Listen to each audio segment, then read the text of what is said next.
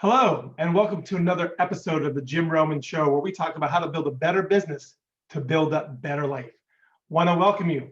In this episode, we're going to be talking about how to get all the work that you have to get done. Actually, strategies and tactics to get more done in less time. I am super excited about this talk because so often people share with me, Jim, I don't have enough time to do it all. What can I do about it? So in this episode, a part of this 5-part series, we're going to be talking about how to get it all done. What are some strategies and tactics that you can do, again, to get more done in less time? If this is your first time with us today, we want to welcome you to our show, where I talk about a particular topic for about 20 minutes. And at the end, if you stick around, we answer your questions and answers at the end. Whether you're watching this live or a recording of this, please always comment below things that you're getting out of this, questions that you might have, or anything you'd like to contribute. Because our goal is to hopefully build a better business and build a better life. So let's jump into today's topic. So today's topic is how to get more done in less time, how to get it all done with limited to no time. This talk comes from a conversation I was having recently with one of my coaching clients about capacity. And I don't know if you know that, but the average business has 3 levels of capacity issues that they face. In the beginning, one of the biggest capacity issues that you will face when growing your business is the difference between bringing in business and getting the work done. So as you grow your new business, your existing business, you'll sort of hit capacity. And a lot of times when people have capacity, I ask them the question, what's more important, bringing in business or getting the work done? And the answer is both. The question is, how do you get it done? Well, once you get past that capacity, and get things done, you go to the next level of capacity, and then you start having people problems, either lack of people or the people you have are not performing, and that hits another capacity. And then if you're fortunate to get to that capacity, the third and final capacity is getting time beyond the business. You get owned by the business is running you versus you're running it, versus freeing yourself up from the business so that you can do other things, so other people manage the capacity. So today, what I want to do is take a different approach than we normally do in these 2 to 10-minute talks, is to share with you things that you can do in no particular order. So whether you're a stage 2 to 4 and your biggest issue is bringing in business, what can you do to get work done there? If you're a stage 4 to 6 and you are having people problems, what can you do there? And then finally, the last set of stages is 6 to 8 stages. What can you do to get your people to perform, put processes in place, and free yourself up from your business? So let's jump into it. So what is the first things that you can do? Again, no particular order. One of the first things that come to my mind is get yourself some type of assistance. Now, if you've ever seen me speak around the country, one of the talks that I do is typically say that everyone, no matter where you are in your business, should have an assistant. And I joke a lot of times that it came from a wise person who once shared this with me. His name was the wise George Carlin. And for those of you who don't know who George Carlin is, he is a comedian. And I happened to see him when I was a lot younger. And he said, if you want to be a CEO of a company, get yourself an assistant, and then get your assistant an assistant, and get your assistant an assistant, and so on and so on and so on. And you would become a CEO of a bunch of assistants. And we all laughed, but I really didn't know what that meant until I built the businesses that I built. And I realized that no one does it alone. No one on this planet that I can see or have ever heard of has ever built a business by themselves. Someone had to have helped them along the way. And I believe getting some type of assistance makes the biggest difference, whether that's virtual assistance, whether that's getting a part-time employee, an independent contractor relationship, but getting yourself assistance from getting the work done makes the biggest difference. Now, depending if you're small, medium, or large, will determine whether you get yourself some type of assistance, a virtual assistant, a virtual employee, a real employee, part-time employee, or full-time employee. But the thing that I really want you to think about is to get some type of assistance. And I'll talk more about other assistance that you can have. So that's number one, of trying to get it all done in a short period of time. Number two is do the things that are the highest and best use of your time. Or what we like to know, things that yield you more per hour than anything else. Let me say that again. One of the ways of getting things done is to focus on things that yield you the most per hour. They're the highest and best use of your time. I'll give an example. Years ago, I was teaching a class on block timing, delegation, and stuff like that. And I would say you need to delegate, delegate, delegate. And after the talk, I thought, I need to delegate too if I'm going to go to the next level. So one of the areas that I delegated was my bookkeeping. I didn't like doing my bookkeeping. I did not like doing my taxes. In fact, I joke, but yet serious, that it usually takes me 3 months to do my taxes. It takes me 2.5 months thinking about it. And then the last 2 weeks before April 15th or March 15th is my business, getting it done. And I had somebody in the audience who loved working with receipts, loved putting together all of those stuff and entering into QuickBooks. And so I said, you know what? I'm going to delegate my bookkeeping. And so I handed over a box of receipts to this person who I thought, who would ever want to do that? But she loved that. I hated that. In fact, she said by putting together people's receipts, it's like putting together a puzzle for her. And it cost me $50 an hour. $50 an hour, you may think is a lot, but in the grand scheme of things, I bill out at $250 an hour just for consulting. So the $50 an hour I pay her, plus the $250 I could be billing, I'm actually saving myself $200. In fact, I'm losing out on $200 by doing my own bookkeeping and taxes. Fast forward today, I have not done my bookkeeping since. I have not done my taxes since. And I can't be more grateful that I don't have to do it, because it's not what I love to do. I hated doing it. In fact, it literally took me 3 months to do it. 2.5 months of thinking about it and 2 weeks to actually freaking get it done. So getting things off your plate, getting it over to somebody else who loves doing something is great. Another example, I know of a client back in the day who did their own filing. They had all their files and they were piling up. And so they had to file them away in the file cabinet, file them away in the file cabinet. Well, we were talking about getting organized in one of our workshops. And I said, I would love to help you get your files filed. We have a product that helps you automatically get your files into your file cabinets. And I would be willing to offer that to you for free. And she's like, tell me more. Now you can see where this is going. I said, this is real simple. If you don't file your files by, say, next Tuesday, I'm going to come visit you Wednesday and I'll file them for you. And you should have saw the horror in her face, like, no. And I'm like, yes, because I want to support you. I'm not going to charge you. So you have till next Tuesday to file your files into the file cabinet. Otherwise, Wednesday, I'm going to come file them for you. Now, I didn't say I was going to file them into the cabinet. I just might file them into the garbage can. And again, the fear came over and I said, no, I'm joking, but I'm not joking. In other words, I would like to suggest to you that if you have something you need to get done, in this case, filing, break it down into bite-sized pieces. Sometimes we don't get things done because we're trying to do this big project and we don't break it down into bite-sized pieces. In this example of filing the files, what I suggested to her is to first get organized, get your files in order. Because again, she had a big pile on her desk. And then put them into the most important to the least important, or things that will make her money, things that will cost her money. Figure out an organizational system that you can pile them up on piles, from a big one pile to mini piles, so that if you or somebody you hired could file them away for you. I am happy to share with you that the following Wednesday, she came to one of our live lunch talks, and I said, hey, am I coming over today? And she goes, nope. And I said, well, why not? Because I'm excited to help you. She said, well, I actually started filing, one, out of fear that you would come over and see my messy office. And number two, you made a big difference in having me break it down into bite-sized pieces. In other words, there are things that you could hire someone literally at $8 an hour or $15 an hour to do that for you. Or you can get software solutions that are $15 a month to $10 a month, can do a lot of things for you. One of the softwares I use is Calendly. Calendly allows me to automatically schedule people who want to meet with me for a free coaching call or a consultation, or just meet with me to collaborate about things that we could do together in the future. I have an assistant who I pay $15 an hour to help me to manage that, or to keep on top of that, to include doing some client care work. I should not be doing $15 to $20 an hour work because there's other people who would love $15 to $20 an hour work. And why not give what they love and what's not the highest, best use of my time? So that's the second thing that I would do to get more done in less time, get it all done shortly, but soon. Third thing. The third thing I would do, and I wrote down notes so that I didn't miss out on anything, is going back to this assistant. I think this is important. I should have said this earlier, but when getting an assistant, should you have a virtual assistant? Should you have a part-time assistant?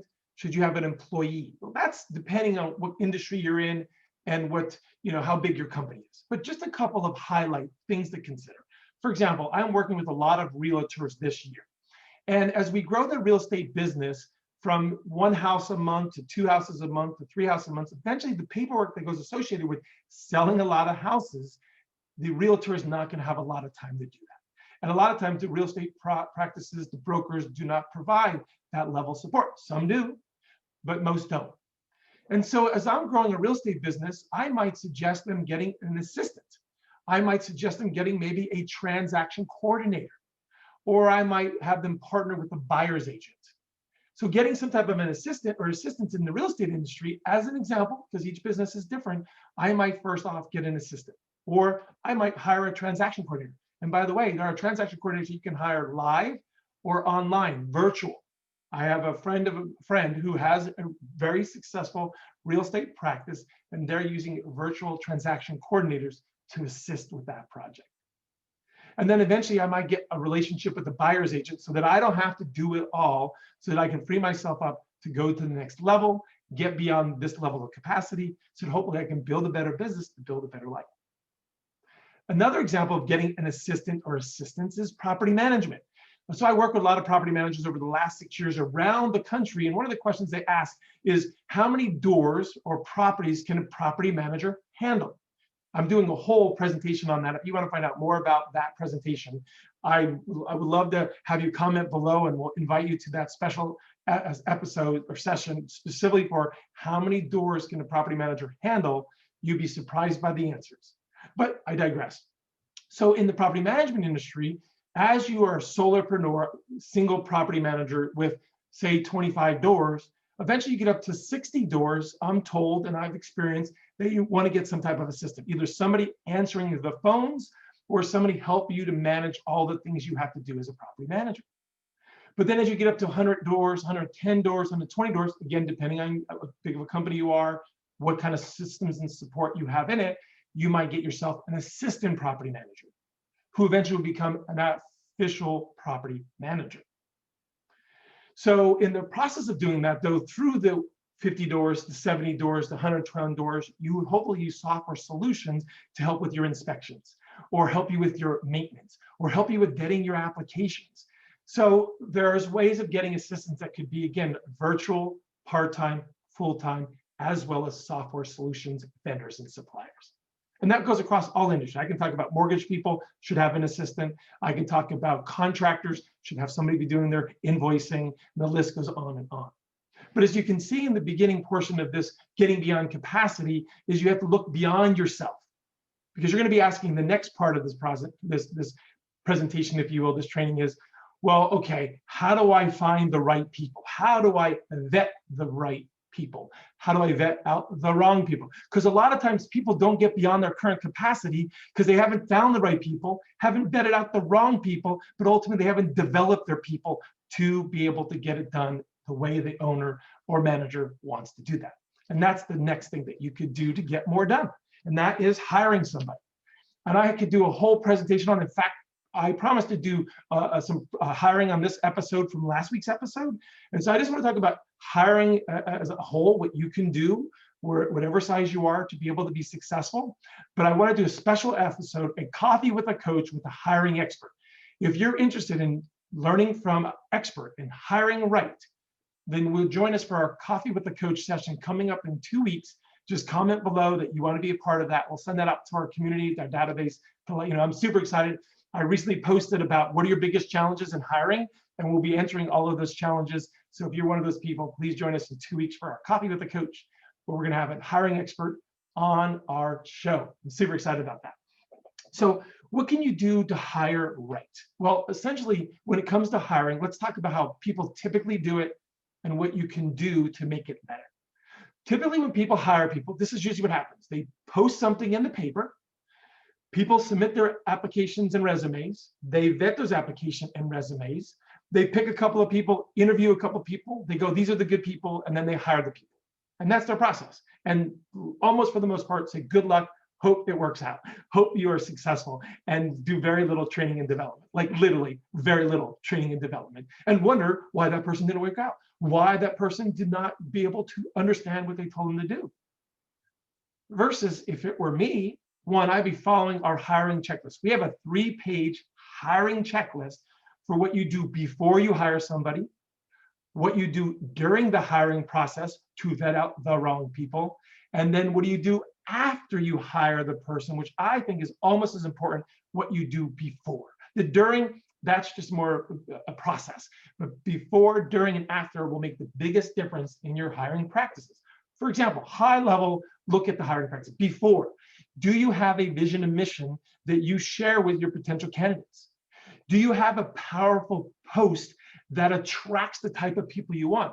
A powerful post that detracts the people you never want to be talking to or interviewing? And have you established your corporate culture that people would want to be a part of? A lot of times when people hire, they don't even use any of these tools, and it blows my mind. But it doesn't surprise me why they're getting bad people, why people aren't working out, because their before is very much lacking. So again, do you have a vision and mission? Do you have a powerful post that attracts the right people and repels the wrong people? And did you establish or have clearly defined your corporate culture that you want people to be a part of? During the hiring process, have you created a series of behavioral questions to, again, attract the right people, repel the wrong people? Are you doing the hiring process by yourself? You should never do that alone. You should get some type of assistance, whether it's a team member or a strategic HR consultant or people like that to help you in the vetting process. When I hire with clients, I tend to want to interview some of these people. My coaches want to interview people. We get the team involved in interviewing these people. It should not be just one person doing the hiring, because you might be looking at from one set of glasses, one set of filters. And so if you have the right vetting questions, are you asking people and sharing with people your vision and mission and asking them, how does that resonate with them? It's amazing how many people, when hiring people, don't use their vision and mission and values as a tool for attracting or detracting people. And then finally, after you hire them, do you have a 30, 60, 90-day onboarding process? Because studies have found the stronger your onboarding, the longer they will be with you. The weaker your onboarding process, the weaker your experience will be. So again, I'll say that again. The longer and stronger your onboarding process is, the longer the people will stay with you. We can talk more about that, but join us for Coffee with Coach in 2 weeks, where we're going to have one of our experts be on there to answer all your hiring questions. I am super excited about that.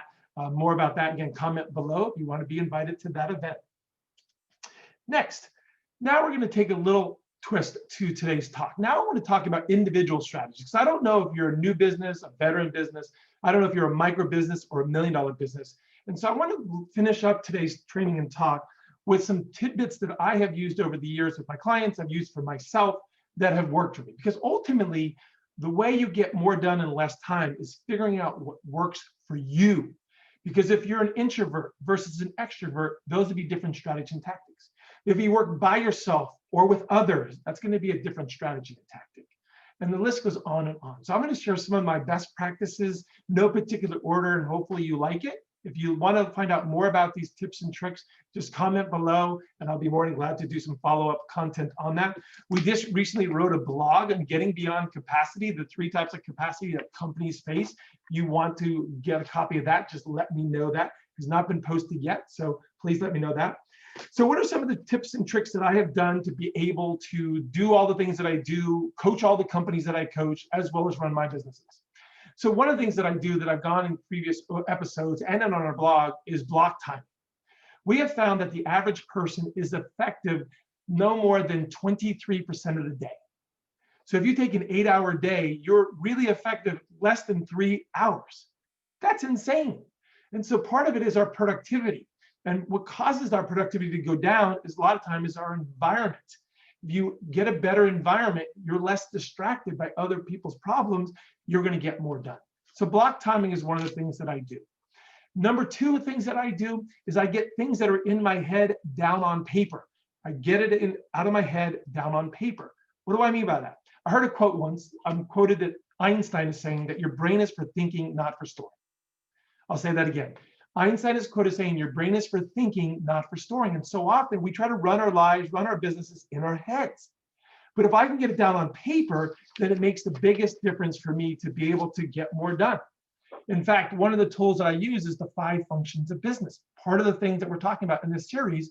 And one of the things is we have a tool where you can start writing down things in the 5 functions of business so that it's no longer in your head, it's down on paper. And not only that it's down on paper, it's in its proper department or perspective so that you're not changing your brain very much.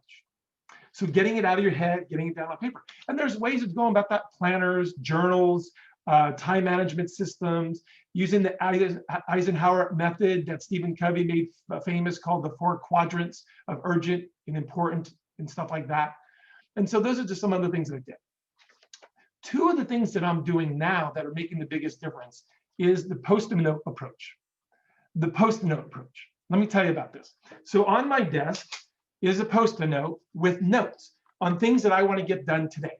They are either the 3 things that are most important that if I got done would make the biggest difference for me, my business, and my clients, or the 3 things that if I do will take my business to the next level. And why is it on a Post-it note? Because most people make a list, and that list is really, really, really, really long. Like if you had a piece of paper like this, you just have a whole list of stuff. Whereas in the Post-it note, I can only write so much. And so I can only put maybe 6 or 7 things at the most on this, and I'm more likely to get it done because it's not a whole notepad, it's just a short Post-it note. So again, I'll write down today, I want to be able to get prepared for my talk at 12 o'clock. The next thing is get prepared for my coaching class at 3 o'clock, where we're teaching realtors how to double their business in just 90 days. And then it's to meet up with some friends this evening for refreshments. And then I can add to this list, but the cool thing about it, it's so small that I can not overwhelm myself with too much to do. And then the last thing that I'm doing, and I would love to finish up and answer any questions or comments below, is the 3 things that are most important to me. 3 things. If you're like me, you have 1,000 things on your mind. But then if you put it down on paper, you only have 500 things on your mind. But lately, what I've been doing is I can only do 3 things at any given time. And in fact, I probably should only do 1 thing at any given time because of your effectiveness. Studies have shown that if you focus on 1 goal, 1 role, 1 thing, the odds of you achieving that are 93%. Excuse me, 97%. But if you have 2 goals, 2 roles, 2 things you're trying to get done, your effectiveness goes down to 64%. And then 3 things you're trying to get accomplished, 33%. It goes even worse. So the way I'm taking it is I'm trying to say, what are my 3 biggest projects, 3 things that I want to get done in the order in which I want to get it done, and work on this as long as I can to get it completed. And then when I can't take it any further because I'm waiting on other people's responses or they're part of the project, then I move on to the second. And hope not third until the first one is done. And then once the first one's done, I add a new third. And this now becomes my first, second, and third. And for me, that has been working like a champ. Right now, I'm working on our newest 90-day fast track and making it the best program for realtors on the planet. And we are super excited about that and launching that nationwide. And so I'm working on that, and I have a team of people working on that. The second thing is our certified business coaches. I can only do this by myself for so long. And so we are certifying business coaches, people with business experience, and helping people go from micro to millions on that platform. And then an online community, which I'm super excited to build. Right. And those are the 3 major things that I'm working on. And I continue to work on those things. And as much as I want to work on 4 and 5, I say to myself, I'm at capacity if I try to do that. If I try to do that. So ultimately, what I want to be able to do is to focus on those 3 things, because that's what makes the biggest difference for me. So as we finish up, I would like to look at your questions and comments below. Again, I want to thank you for being here today. Really, this is about a series about bringing in business to get the work done, to eventually create raving fans so that you can build a better business and build a better life. I hope you got something out of today. Again, I could go on and on. There's so many techniques and tips that I could share with you to get more done, but I don't know whether you're a micro business, a $1 million business, a new business, or a veteran business. But please join us next week where we're going to wrap up this series around creating raving fans so that you can build a better business to build a better life. Again, I'm Jim Roman. The more you know, the more we grow.